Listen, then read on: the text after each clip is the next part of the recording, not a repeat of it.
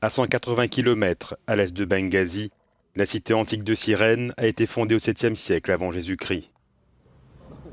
Si ces ruines ont survécu au conflit résultant du soulèvement contre Muammar Kadhafi en 2011, elles sont aujourd'hui menacées par des pelleteuses. Le site serait un obstacle aux besoins en logement, alors que le plan d'urbanisme est largement ignoré. Des constructions anarchiques empiètent désormais sur la terre africaine. Les gens divisent leurs terres en parcelles résidentielles à vendre. Cela est motivé par la recherche du profit. Tout cela se fait au détriment des ruines archéologiques. Dans la cité antique, les files d'attente sont inexistantes. Les visiteurs peuvent facilement déambuler dans le sanctuaire d'Apollon, l'amphithéâtre ou le temple de Zeus. En 1992, le site a été classé au patrimoine mondial de l'humanité. Mais des incivilités ne cessent de défigurer la face de ce lieu historique. La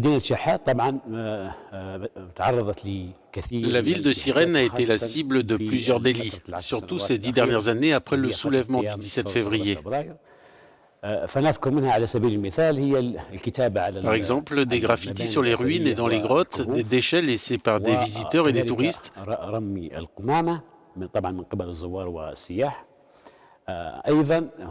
Il y a aussi eu des fouilles sauvages dans des sites archéologiques, dans des endroits éloignés de la ville, et non sous les yeux de la police.